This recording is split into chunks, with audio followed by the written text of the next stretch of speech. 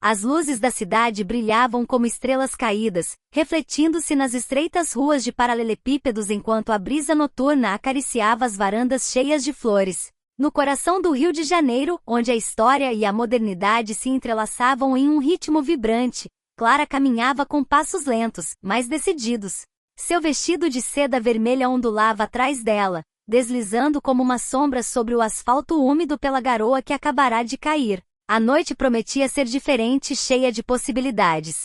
Clara havia acabado de sair de um relacionamento que deixou seu coração em pedaços. João, o homem a quem ela entregará cada pedacinho de si, partirá sem uma explicação clara, deixando-a sozinha na confusão de sua própria dor. Mas naquela noite, ela não estava disposta a se deixar consumir pela tristeza.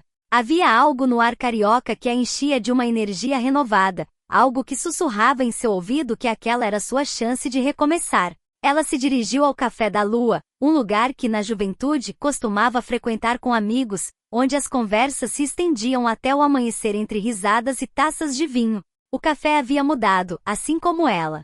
Agora, o ambiente era mais sofisticado, com um toque de nostalgia em cada canto. As mesas estavam ocupadas por pessoas que conversavam sob uma luz suave, mas ao fundo do local, uma melodia de violão com toques de bossa nova ecoava suavemente, envolvendo o lugar em um véu de mistério. Clara pediu uma taça de vinho e sentou-se perto do pequeno palco, onde um homem de olhar intenso tocava o violão.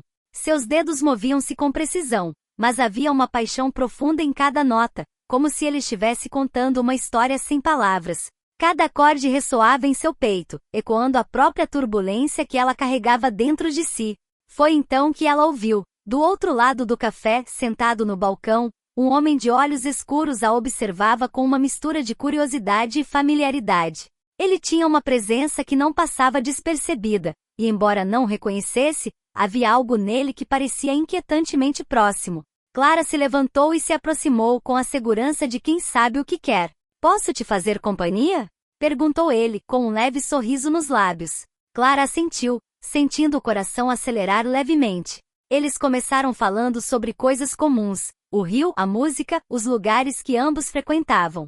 Ele se chamava Lucas, um artista que havia voltado à cidade depois de alguns anos fora, viajando por aí. Havia algo magnético em seu jeito de falar, uma confiança que a atraía sem esforço. Mas também havia nele um fundo de melancolia, como se as noites cariocas que ele viverá também fossem cheias de histórias que ele preferia guardar. Conforme a noite avançava, as taças de vinho se sucediam, e as palavras entre eles ficavam mais íntimas. Lucas a escutava com uma atenção que ela não sentia há muito tempo, e aos poucos, Clara começou a se abrir, a falar sobre João, sobre a traição que ainda doía. Ele não a interrompeu, apenas assentiu, com os olhos fixos nos dela, como se cada palavra fosse um segredo confiado a ele. Em algum momento da noite, quando o violão silenciou e o café começava a esvaziar, Lucas sugeriu que caminhassem pela cidade. Clara aceitou. Eles saíram pelas ruas, onde a lua cheia iluminava as fachadas dos prédios antigos do centro. A conversa fluía com uma naturalidade que a surpreendia.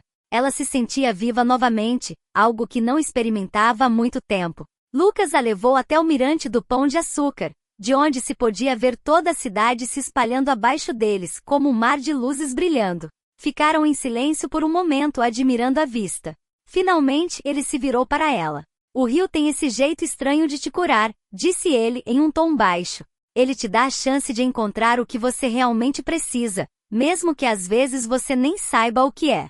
Clara o olhou, sentindo aquelas palavras ressoarem dentro dela. A cidade a havia chamado como fizera tantas outras vezes e agora, diante de Lucas, ela entendia que talvez essa fosse a maneira de se reencontrar. A brisa noturna acariciou seu rosto, levando embora os últimos traços de tristeza.